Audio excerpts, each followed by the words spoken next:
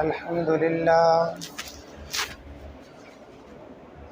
لله نحمده ونستعينه ونستغفره ونؤمن به ونتوكل عليه ونعوذ بالله من شرور أنفسنا ومن سيئات أعمالنا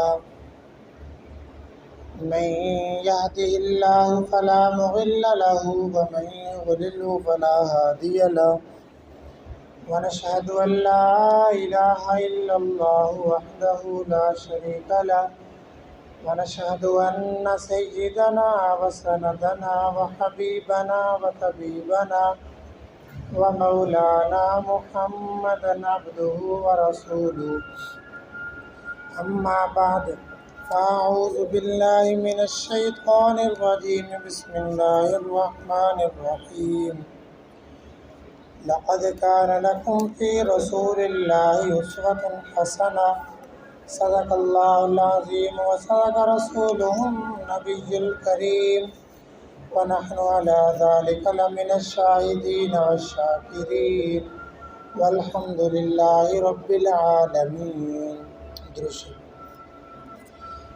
اللهم صل على محمد وعلى آل محمد كما صليت على إبراهيم وعلى آل إبراهيم إنك حميد مجيد. اللهم بارك على محمد وعلى آل محمد كما باركت على إبراهيم وعلى آل إبراهيم إنك حميد مجيد. واجب الاحترام معزز سامعین، دوستوں اور بزرگوں، آج 12 ربیع الاول جمعۃ المبارک کے اس موقع پر جس عنوان پر گفتگو کرنی ہے وہ یہی کہ رسول اللہ صلی اللہ علیہ وآلہ وسلم کی آمد کا مقصد یہ ربیع الاول کا مہینہ ہے، اور ربیع الاول کے مہینے میں عام طور پر رسول اللہ صلی اللہ علیہ وسلم کی سیرت طیبہ کا تذکرہ کثرت کے ساتھ ہوتا ہے، اور رسول اللہ صلی اللہ علیہ وسلم کی سیرت کو بیان کرنا بھی چاہیے تاکہ آنے والی نسل کو رسول اللہ صلی اللہ علیہ وآلہ وسلم کی زندگی کا علم ہو۔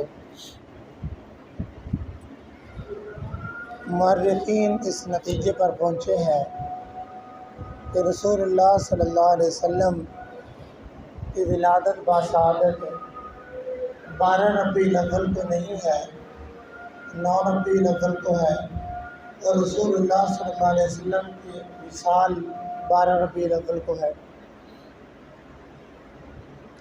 اس کی وجہ یہ ہے کہ آج سے 1445 سال قبل اگر دیکھا جائے، غور و فکر کیا جائے، تو 12 ربیع الاول کو پیر والا دن، سوموار والا دن نہیں بنتا، وہ 9 کو بنتا ہے یا پھر 2 کو بنتا ہے۔ تو اس لیے علماء حقہ نے لکھا کہ رسول اللہ صلی اللہ علیہ وسلم کی ولادت باسعادت 9 ربیع الاول کو ہے۔ اور ایک اور بات بھی اپنے ذہن کے اندر بٹھا لیجیے گا کہ جب اللہ کے نبی صلی اللہ علیہ وسلم اس دنیا کے اندر تشریف لائے تو رسول اللہ صلی اللہ علیہ وسلم کی قدر و منزلت کا، حضور آقا نامدار صلی اللہ علیہ وسلم کے مقام اور مرتبے کا لوگوں کو علم نہیں تھا۔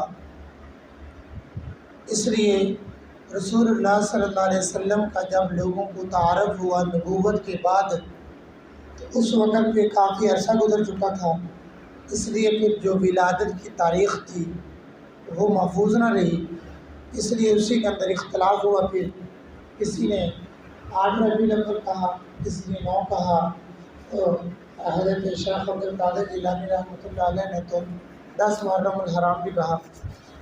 تو تاریخ وہ اس کے اندر اختلاف ہو گیا۔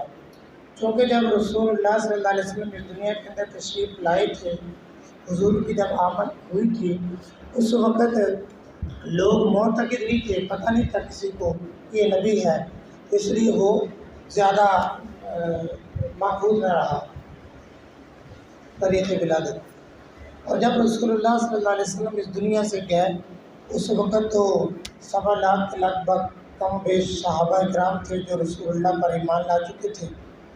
رسول اللہ صلی اللہ علیہ وسلم کی ہر ایک ادا کو اپنی زندگیوں میں اپنا چکے تھے، اس لیے جو رسول اللہ صلی اللہ علیہ وسلم کے جو وصال ہوا، رسول اللہ صلی اللہ علیہ وسلم جو اس دنیا سے گئے، تو وہ جو تاریخ تھی نا، وہ چونکہ ایمان بہت سارے لا چکے تھے، وہ تاریخ محفوظ رہی، اور وہ تاریخ 12 ربیع الاول کی ہے۔ اس کے اندر کسی قسم کا کسی کا کوئی اختلاف نہیں ہے کہ رسول اللہ کی جو وفات والی جو تاریخ ہے وہ 12 ربیع الاول کو ہے۔ اس تاریخ کے اندر کسی بھی فرقے کا کوئی اختلاف نہیں ہے۔ اور پھر ایک اور بات ذہن کے اندر رکھیے گا، دیکھو یہ ساری کی ساری سازشیں ہیں، اگر آپ لوگ گہرائی سے مطالعہ کیجیے گا تو پتہ چلتا ہے، بندہ اس نتیجے تک پہنچتا ہے کہ یہ جو رسومات ہیں، جو جشن اور یہ جو رستوں جلوس وغیرہ، یہ ساری کی ساری ایک پروپیگنڈا ہے، ایک سازش کے ساتھ یہ کام کیا گیا، اور یہ ساری کی ساری سازش بنیادی طور پر انگریز کی طرف سے ہے۔ تو ایک بات ذہن کے اندر رکھیے گا، رسول اللہ کی آمد جو ہے وہ پیر والے دن ہے، صبح صادق کا وقت ہے، اور رسول اللہ صلی اللہ علیہ وسلم کی جو وفات ہے نا، وہ بھی پیر والے دن ہے اور چاشت کا وقت ہے، یہ جو 9-10 بجے کا وقت چاشت کا وقت ہے۔ اور پھر ہم اپنے آپ کو جو مسلمان کہنے والے ہیں، ہم جو جلوس نکالتے ہیں رسول اللہ کی آمد کے وقت صبح صادق کے وقت نکالتے ہیں، یا پھر رسول اللہ کی وفات کے وقت چاشت کے وقت نکالتے ہیں، اگر تھوڑا سا غور و فکر کیا جائے ہم اس نتیجے تک پہنچتے ہیں کہ ہم لوگ بھٹک چکے ہیں، ہمیں پتہ نہیں چلا ہم نے کیا کرنا تھا اور ہم کیا کر بیٹھے ہیں۔ اصل کے اندر رسول اللہ کی محبت کے اندر اگر یہ کام کرنا ہی ہے، اس کی گنجائش نہیں ہے شریعت کے اندر بالکل ہی، اگر کرنا ہی ہے تو پھر صبح صادق کے وقت نکلو، صبح صادق کے وقت نکلو نا، جو رسول اللہ کی ولادت کا وقت ہے، پھر صبح صادق کے وقت کے اندر بھی کسی کا کوئی اختلاف نہیں ہے، ٹھیک ہے، تاریخ کے اندر جو اختلاف ہے، جو وقت ہے وہ تو صبح صادق کا وقت ہے، اس وقت کے اندر تو کسی کا کوئی اختلاف نہیں ہے۔ پھر ایک اور بات بھی ذہن کے اندر رکھیے گا، مورخین نے لکھا کہ رسول اللہ صلی اللہ علیہ وسلم سفر کے آخری ہفتے میں، سفر کے مہینے کے آخری ہفتے میں رسول اللہ بیمار ہوئے تھے، اور پھر انگریز کی سازش نے کام کیا کہ ہم لوگ جو مسلمان ہیں وہ سفر کے آخری ہفتے کے اندر جشن کی تیاری شروع کرتے ہیں۔ ہمیں پتہ نہیں چلتا کہ رسول اللہ تو اس موقع پر بیمار ہو رہے ہیں اور ہم اس موقع پر کیا کر رہے ہیں۔ اصل کے اندر تو ہمیں تحقیق کرنی چاہیے، 12 ربیع الاول کا دن تو وہ دن ہے جس دن مدینہ کی گلیوں کے اندر کوہرام مچا ہوا تھا، مسجد نبوی کے اندر صحابہ کرام سسکیاں لے کر زور و کتار سے رو رہے تھے۔ وہ وقت تھا جب صحابہ کرام کو سمجھ میں نہیں آ رہا تھا کہ ہم نے کیا کرنا ہے۔ وہ 12 ربیع الاول کا دن تھا جب حضرت عمر بن خطاب نے تلوار نکال لی تھی اور کہا تھا کہ جس نے کہا کہ رسول اللہ اس دنیا سے جا چکے ہیں، وہ وفات پا چکے ہیں، میں اس کی گردن اتار دوں گا۔ یہ تو وہ وقت تھا جب مسجد نبوی کے اندر صحابہ کرام کا مجمع اکٹھا ہو چکا تھا، وہ چاشت کا وقت تھا، وہ رسول اللہ کی وفات کا وقت تھا۔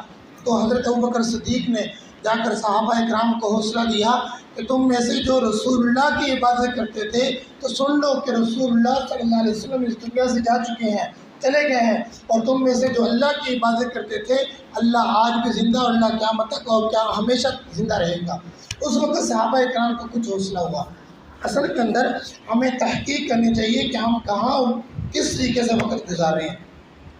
اس مہینے کے اندر عموماً رسول اللہ صلی اللہ علیہ وسلم کی سیرت کے تذکرے ہوتے ہیں، اور یہ بات ہونے بھی چاہیے، رسول اللہ کی سیرت کے تذکرے ہونے بھی چاہیے۔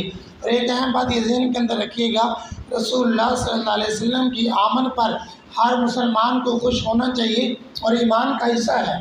ہم یہ نہیں کہتے کہ رسول اللہ کی آمد پر خوش نہیں ہونا چاہیے، بلکہ ہم یہ کہتے ہیں جو رسول اللہ کی آمد پر خوش نہیں ہوگا اس کا ایمان سے کوئی تعلق نہیں ہے، وہ ایمان سے خارج ہے، کیونکہ سارا کا سارا جو دنیا کا نظام اللہ نے جو ایک وجود بخشا ہے یہ رسول اللہ کی وجہ سے بخشا ہے۔ تو رسول اللہ صلی اللہ علیہ وسلم کی آمد پر ہر مسلمان کو خوش ہونا چاہیے، لیکن خوش ہونا چاہیے، خوشی جو منانی ہے وہ کیسے منانی ہے، اس کا ایک طریقہ کار ہے، اس کا یہ طریقہ نہیں ہے۔ مثال کے طور پر ایک شخص ہے، ایک بچہ ہے، یونیورسٹی میں کالج میں پڑھتا ہے، وہ امتحان کے اندر پاس ہو جاتا ہے، وہ گھر آتا آ کر ناچنا شروع کر دیتا ہے۔ گھر والے کہتے ہیں بھائی تجھے کیا ہوا ہے، تو کیوں ناچ رہا ہے؟ کہتا ہے کہ میں پاس ہو چکا ہوں، میرا رزلٹ آ گیا ہے، میرا رزلٹ اچھا ہے اس لیے میں ناچ رہا ہوں۔ گھر والے کیا کہیں گے، بیٹا عقل سے کام لے، تو پاس ہو گیا ہے تو اگر خوشی منانی ہے تو یہ تو کوئی طریقہ کار نہیں ہے خوشی منانے کا۔ خوشی منانی ہے تو خوشی کیا صحابہ کرام کو نہیں تھی؟ کہ حضرت ابوبکر صدیق رسول اللہ کی آمد پر خوشی نہیں تھی؟ کہ حضرت عمر بن خطاب کو خوشی نہیں تھی؟ کہ حضرت عثمان غنی، حضرت علی المرتضیٰ کو رسول اللہ کی آمد پر خوشی نہیں تھی؟ خوشی تھی نا، وہ ہم سے زیادہ عاشق تھے، وہ صحابہ کرام تھے جو رسول اللہ کی ہر ایک ایک ادا کے اوپر اپنے مال و جان کو قربان کرنے والے تھے۔ ہم تو وہ ہیں کہ ہم تو رسول اللہ کی سنت کو زندہ نہیں کر پاتے، کیوں بھائی ہماری مجبوری ہے، یہ ہے اپنا، آگے پیچھے ہم بہت سارے بہانے نکال لیتے ہیں۔ صحابہ کرام تو وہ تھے۔ حضرت عبداللہ بن عمر بن عاص رضی اللہ تعالیٰ عنہ کے متعلق آتا ہے، رسول اللہ صلی اللہ علیہ وسلم کے پاس تشریف لائے تو ایک سوٹ پہنا ہوا تھا جو کہ خاص قسم کا رنگ تھا، رسول اللہ نے اس کو ناپسند کیا، تو حضرت عبداللہ بن عمر بن عاص کو جب محسوس ہوا کہ رسول اللہ نے ناپسند کیا تو مجلس سے اٹھ گئے، گھر چلے گئے۔ آگ جل رہی تھی، وہ کپڑا، وہ کرتا، وہ قمیص اتاری اور آگ کے اندر جلا دی، پھر دوسرے کپڑے پہن کر رسول اللہ کی خدمت میں آئی۔ اللہ کے نبی صلی اللہ علیہ وسلم نے پوچھا پہلے والا لباس کہاں ہے؟ کہا یا رسول اللہ آپ نے ناپسند کیا، میں نے اسے جلا دیا۔ میرے اور آپ کے نبی نے کہا اے عبداللہ اس کو آپ گھر کے اندر دے دیتے، عورتیں، آپ کی بچیاں، بیوی استعمال کر لیتی، آپ اس طرح آپ کو نہیں کرنا چاہیے تھا۔ رسول اللہ صلی اللہ علیہ وسلم خوش ہو گئے۔ رسول اللہ کی ناپسندیدگی کا جیسے ہی اظہار ہوا، حضرت عبداللہ بن عمر بن عاص نے اپنا لباس آگ کے اندر جلا دیا۔ یہ تھا نبی اکرم صلی اللہ علیہ وسلم سے صحابہ اکرام کا عشق۔ ایک مرتبہ رسول اللہ صلی اللہ علیہ وسلم مدینہ المنورہ سے صحابہ اکرام کے ساتھ باہر نکلے تو ایک گھر دیکھا، اس گھر کے اوپر کبا سا بنا ہوا ہے۔ اللہ کے نبی نے پوچھا یہ گھر کس کا ہے؟ اور فرمایا یا رسول اللہ فلاں صحابی کا ہے۔ اللہ کے نبی صلی اللہ علیہ وسلم خاموش ہو گئے۔ جب مدینہ کے اندر مسجد کے اندر جب رسول اللہ تشریف فرما تھے، وہی صحابی رسول آئے، رسول اللہ سے سلام کیا، اللہ کے نبی نے منہ موڑ لیا، ناپسندیدگی کا اظہار کیا، وہ بڑا پریشان ہوا۔ اس نے صحابہ کرام سے پوچھا اے میرے ساتھیوں بتلاؤ کیا وجہ ہو سکتی ہے، رسول اللہ کیوں ناراض ہوئے ہیں مجھ سے؟ تو صحابہ کرام نے کہا آپ کے گھر کی طرف دیکھ کر، آپ کے گھر کے اوپر جو کبا بنا ہوا ہے اس کی طرف دیکھ کر رسول اللہ ناراض ہوئے ہیں۔ تو وہ صحابی رسول وہاں سے اٹھے بغیر کسی کو بتلائے، گھر گئے، کبا نہیں توڑا، سارا کا سارا گھر گرا دیا، پھر رسول اللہ کے مجلس کے اندر واپس آ گئے، لیکن کسی کو بتلایا نہیں ہے کہ میں نے جا کر گھر توڑ دیا ہے۔ جب رسول اللہ کا پھر دوبارہ سفر ہوا، مدینہ سے باہر دیکھا وہ صحابی رسول کا سارا گھر ٹوٹ پڑا ہے، ٹوٹا ہوا ہے، گرا ہوا ہے، تو رسول اللہ خوش ہو گئے۔ دیکھو وہ صحابہ کرام تھے، کیا ان کو رسول اللہ کی آمد پر خوشی نہیں تھی؟ جنہوں نے اپنا سب کچھ لٹا دیا تو ان کو خوشی نہیں تھی؟ اگر ان کو خوشی تھی تو پھر ان کی خوشی منانے کا طریقہ کار کیا تھا؟ ہمیں اس بات پر پہنچنا ہے۔ صحابہ کرام نے رسول اللہ کی آمد پر خوشی کیسے منائی تھی؟ رسول اللہ کے جانے پر غم کا اظہار کیسے کیا تھا؟ اصل کے اندر ہم اس بات پر جب پہنچیں گے، ہم صحابہ اکرام کے عمل کو دیکھیں گے، رسول اللہ کی زندگی کے اندر ربیع الاول کے مہینے کے اندر صحابہ اکرام کے عمل کو دیکھیں گے، تب ہمیں پتہ چلے گا کہ صحابہ اکرام کا عمل کیا تھا۔ صحابہ اکرام تو وہ حضرت وائل ابن حجر کے متعلق آتا ہے، رسول اللہ کی خدمت میں گئے، اللہ کے نبی صلی اللہ علیہ وسلم نے دیکھا وائل ابن حجر کے بال بڑے ہیں، رسول اللہ نے ناپسندیدگی کا اظہار کیا، حضرت وائل ابن حجر مجلس سے اٹھے باہر چلے گئے اور جا کر سارے کے سارے بالوں کو کٹوا دیا۔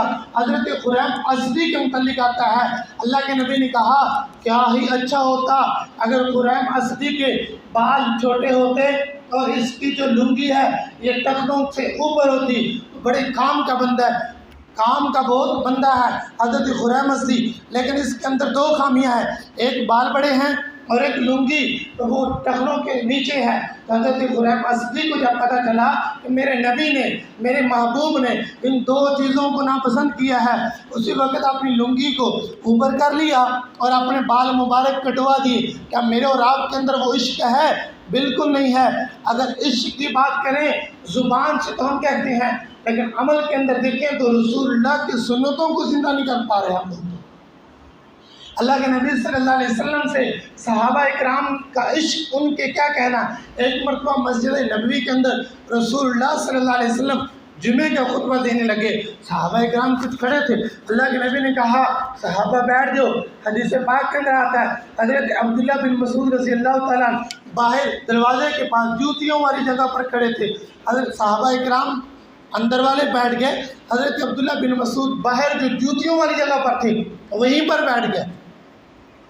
اب اگر ہم میں سے کوئی کسی کو کہے، ممبر پر بیٹھ کر بھی کہہ دے بھائی بیٹھ جاؤ، تو لوگ کیا کہیں گے باہر والے؟ بھائی اندر والوں کو کہہ رہا ہے، اور مقصد بھی اندر والے ہی ہوتے ہیں، مراد بھی اندر والے ہوتے ہیں۔ اندر والے بیٹھ جائیں گے، باہر والے نہیں بیٹھیں گے۔ اگر بیٹھیں گے تو مسجد کے اندر آ کر بیٹھیں گے۔ تمہارا کیا خیال ہے؟ حضرت عبداللہ بن مسعود کو علم نہیں تھا کہ رسول اللہ کی مراد تو مسجد کے اندر والے لوگ ہیں، رسول اللہ کی مراد تو میں نہیں ہوں۔ حضرت عبداللہ بن مسعود جو قرآن پاک کی ایک ایک آیت کا ترجمہ اور تفسیر جاننے والے ہیں، جو حدیث رسول کے حافظ ہے، کہ ان کو پتہ نہیں تھا کہ میرے محبوب سے جو زبان سے الفاظ نکلے ان کی جو مراد ہیں وہ مسجد نبوی کے اندر والے لوگ مراد ہیں، میں مراد نہیں ہوں، سارا پتہ تھا۔ لیکن عشق دیکھیے گا، جوتیوں والی جگہ پر بیٹھ گئے۔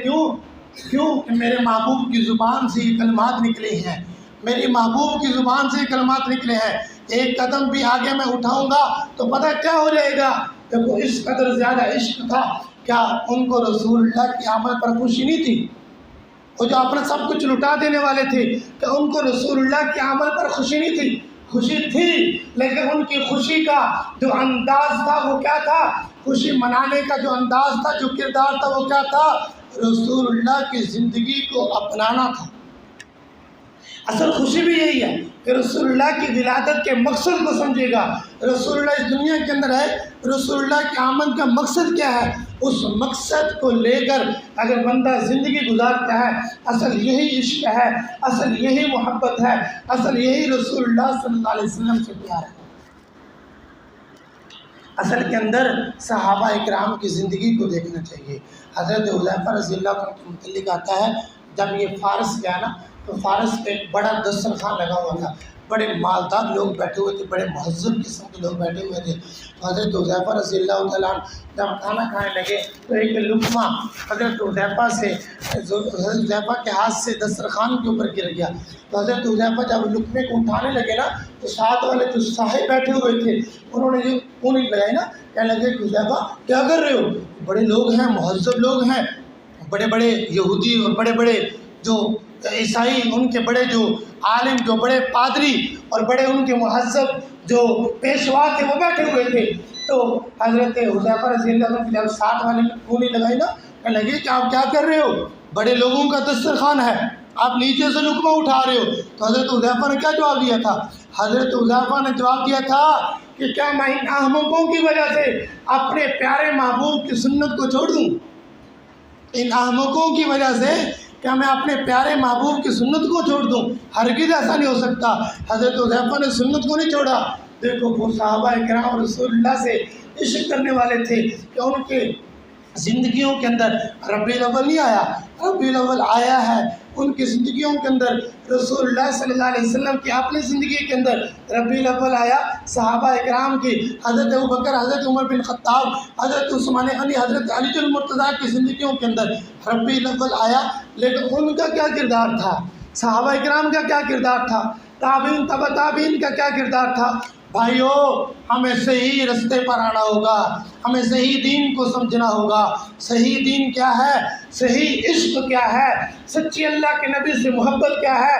سچا اللہ کے نبی سے عشق کیا ہے؟ کہ رسول اللہ کی اتباع کی جائے، رسول اللہ صلی اللہ علیہ وسلم کی سنتوں کو اپنایا جائے۔ اصل عشق یہ ہے، رسول اللہ صلی اللہ علیہ وسلم کے ہر ایک ایک عمل کو اپنا کر اپنی زندگی کے اندر لاگو کیا جائے۔ اصل تو یہ ہے، اصل تو یہ ہے۔ صحابہ اکرام نے رسول اللہ کی زندگیوں کو اپنایا ہے۔ پھر اللہ نے کیا کہا؟ رضی اللہ عنہم ورضوا عنہ، ان کو جو اللہ کی رضا کا سرٹیفکیٹ ملا اس کی وجہ کیا تھی؟ اس کی جو بنیاد تھی وہ یہی تھی کہ رسول اللہ صلی اللہ علیہ وسلم کی صحابہ اکرام نے اتباع کی ہے، صحابہ اکرام نے اتباع کی ہے۔ وہی سمجھا جائے گا شدائے جمال مصطفیٰ، وہی اللہ کے نبی کا سچا عاشق، وہی سمجھا جائے گا شدائے جمال مصطفیٰ، جس کا حال حال مصطفیٰ، جس کا قال قال مصطفیٰ، جس کی زندگی کا ہر عمل رسول اللہ صلی اللہ علیہ وسلم کی زندگی سے ملتا ہوگا، وہی اصل اور وہی سچا عاشق ہوگا۔ باقی یہ بات بلا شبہ ہم مسلمان ہیں، ہمیں رسول اللہ صلی اللہ علیہ وسلم کی آمد پر خوشی ہے، ہمارا ایمان ہے، ہمارا یقین ہے۔ رسول اللہ کی آمد صرف خوشی ہی نہیں بلکہ خیر کا ذریعہ ہے، رسول اللہ کی آمد برکت کا ذریعہ ہے، رسول اللہ کی آمد نجات کا ذریعہ ہے۔ لیکن نجات اسی کو ملے گی جو رسول اللہ کی سیرت کو اپنائے گا، جو رسول اللہ کے کردار کو اپنائے گا، جو رسول اللہ کی سنت کو اپنائے گا، اپنی زندگی کے اندر لاگو کرے گا۔ کامیابی اسی کو ملے گی جو بندہ یہ چاہتا ہے میری دنیا اچھی ہو، میری آخرت اچھی ہو، میری دنیا بھی بن جائے، میری آخرت بھی بن جائے۔ اسے چاہیے کہ وہ رسول اللہ کے ہر ایک ایک عمل کو رسول اللہ کے جو کیا ہوا طریقہ ہے اس طریقے کے مطابق رسول اللہ کی سنتوں کو زندہ کرے، نہ اس کے اندر کمی کرے نہ زیادتی کرے۔ اگر ہم چاہتے ہیں ہم کامیاب ہو جائیں تو پھر ہم پر لازم ہے ہم رسول اللہ صلی اللہ علیہ وسلم کی سنتوں کو اپنی زندگی کے اندر لاگو کریں۔ دیکھو اللہ رب العزت نے قرآن پاک کے اندر ارشاد فرمایا نا، خطبے کے اندر آیت مبارکہ پڑھی گئی، لقد کان لکم فی رسول اللہ اسوۃ حسنہ۔ اللہ کے نبی صلی اللہ علیہ وسلم کی زندگی اسوہ حسنہ ہے، اس کو اپناؤ کامیاب ہو جاؤ گے۔ لیکن کس کے لیے اسوہ حسنہ ہے؟ جس کے اندر تین چیزیں ہوں گی، جس کے اندر تین باتیں ہوں گی۔ نمبر ایک، قیامت پر یقین رکھتا ہوگا، قیامت پر یقین رکھتا ہوگا۔ نمبر دو، اللہ رب العزت سے ملاقات کا یقین ہوگا، اور نمبر تین، اللہ کو بہت زیادہ کثرت کے ساتھ یاد کرنے والا ہوگا، اسی کو پھر یہ کامیابی ملے گی۔ اللہ اور قیامت کے اوپر یقین رکھتا ہوگا، اس کا فائدہ کیا ہوگا؟ فائدہ ہوگا اللہ خالق ہے، اللہ مالک ہے، اللہ کے سامنے پیشی ہے، قیامت ہوگی، مرنے کے بعد حساب کتاب ہوگا، کیے کا اچھے کا اچھا بدلہ، برے کی سزا ملے گی۔ جب سارا کا سارا یہ نظام بندے کے ذہن کے اندر ہوگا، بندے کو پتہ ہوگا، پھر بندہ کسی کے ساتھ زیادتی نہیں کرے گا، کسی کے اوپر ظلم نہیں کرے گا۔ اور نمونہ رسول اللہ صلی اللہ علیہ وسلم کی زندگی ہے، رسول اللہ کی زندگی کو دیکھ کر اپنی زندگی گزاریں۔ ہم لوگ تو وہ ہیں جو قیامت کو سنتے ہیں، رسول اللہ صلی اللہ علیہ وسلم تو وہ عظیم ہستی ہے جسے اللہ رب العزت نے قیامت کا منظر دکھایا ہے، تو رسول اللہ صلی اللہ علیہ وسلم نے اس کے مطابق جو ایک زندگی امت کے لیے نمونہ چھوڑی ہے، اسی کے اندر کامیابی ہے۔ اور دوسرا، وہ شخص کہ جو اللہ رب العزت سے ملاقات کا یقین رکھتا ہے، اسے پتہ ہے کہ میں نے اللہ سے ملنا ہے، اللہ کے ساتھ میری ملاقات ہوگی، میں کسی کے اوپر ظلم نہ کروں، میں کسی کے ساتھ زیادتی نہ کروں۔ نمونہ رسول اللہ صلی اللہ علیہ وسلم کی زندگی کہ میرے اور آپ کے نبی نے کبھی کسی کے اوپر ظلم نہیں کیا، کبھی کسی کے اوپر زیادتی نہیں کی۔ اگر کسی نے زیادتی کی ہے تو میرا اور آپ کا ایمان جو اللہ سے ملاقات رکھتا ہے اس کا یہ ایمان ہے، اگر معاف کر دیں گے پھر بدلہ ہے، اگر معاف نہیں کریں گے آخرت کے اندر پھر اس کا بدلہ ہے۔ معاف کر دیں گے اجر کی صورت کے اندر، اور نہ پھر بدلے کی صورت کے اندر بدلہ تو ملے گا، حساب کتاب تو پورا ہوگا۔ اور جو شخص یہ چاہتا ہے میں اللہ کو بہت زیادہ یاد کروں، اس کے لیے بھی رسول اللہ صلی اللہ علیہ وسلم کی زندگی نمونہ ہے۔ دیکھو اللہ کو یاد کرنے کے دو طریقے ہیں، ایک طریقہ زبان سے اللہ کا ذکر کرنا، لا الہ الا اللہ، اس میں ذات کا ذکر، اللہ اللہ سبحان اللہ الحمدللہ اللہ اکبر، اس میں ذات کا ذکر، زبان سے کلمات کہہ کر اللہ کا ذکر کرنا ایک طریقہ کار تو یہ ہے۔ اور ایک عملی ذکر کرنا۔ عملی ذکر کیا ہے؟ رسول اللہ صلی اللہ علیہ وسلم کی ایک ایک سنت کو زندہ کرنا، اصل کے اندر اللہ کو یاد کرنا ہے، اصل کے اندر اللہ کو یاد کرنا ہے۔ دیکھو نماز پڑھتے ہیں، علماء نے لکھا نماز ایک ایسی عبادت ہے جس کے اندر بندہ اللہ رب العزت کا شکر ادا کر رہا ہوتا ہے۔ رسول اللہ صلی اللہ علیہ وسلم کے ہر ایک ایک عمل کو اپنانا، اس کے اندر اصل کے اندر اللہ رب العزت کی یاد ہے، اللہ کا ذکر ہے۔ اگر ہم لوگ یہ چاہتے ہیں ہم لوگ دنیا کے اندر کامیاب ہو جائیں، آخرت کے اندر کامیاب ہو جائیں، ہمیں چاہیے کہ ہم رسول اللہ صلی اللہ علیہ وسلم کی زندگی کو اپنی زندگی کے اندر لائیں، رسول اللہ صلی اللہ علیہ وسلم کی سیرت کا مطالعہ کریں، رسول اللہ صلی اللہ علیہ وسلم کے بتلائے ہوئے اعمال کے مطابق اپنی زندگی گزاریں۔ اس کے علاوہ اور کوئی رستہ نہیں ہے کامیابی کا، برکت کا بھی یہی رستہ ہے، رسول اللہ کی اتباع، نجات کا بھی یہی ذکر ہے، یہی رستہ ہے، رسول اللہ صلی اللہ علیہ وسلم کی اتباع، اور خیر کا بھی یہی رستہ ہے، رسول اللہ صلی اللہ علیہ وسلم کی اتباع۔ اگر رسول اللہ صلی اللہ علیہ وسلم کی اتباع کریں گے ہم لوگ کامیاب ہو جائیں گے۔ اگر رسول اللہ صلی اللہ علیہ وسلم کی اتباع نہیں کریں گے، اس کے علاوہ ہم جتنا بھی جو بھی طریقہ اختیار کر لیں، جہاں بھی جتنا بھی غیر شرعی طور پر پیسہ لگا لیں، جتنے بھی بڑے بڑے نعرے لگا لیں، جو کچھ مرضی کر لیں، اگر رسول اللہ کی اتباع نہیں ہے، رسول اللہ صلی اللہ علیہ وسلم کی زندگی اگر ہماری زندگیوں میں نہیں ہے، رسول اللہ کی سیرت، رسول اللہ کے اعمال اگر ہماری زندگیوں میں نہیں ہے، تو پھر یاد رکھنا کامیابی تلاش کرتے پھریں گے، مر جائیں گے، دنیا سے چلے جائیں گے، پھر ہمیں کامیابی نہیں ملے گی، نہ اس دنیا میں ملے گی، نہ قبر میں ملے گی، نہ آخرت میں ملے گی۔ کامیابی کا رستہ صرف ایک ہی رستہ ہے، وہ اللہ کے نبی کی اتباع ہے۔ اللہ کے نبی کی اتباع کو اپنی زندگیوں میں اپنا لیں، انشاءاللہ اس دنیا کے اندر بھی کامیاب ہو جائیں گے۔ خیر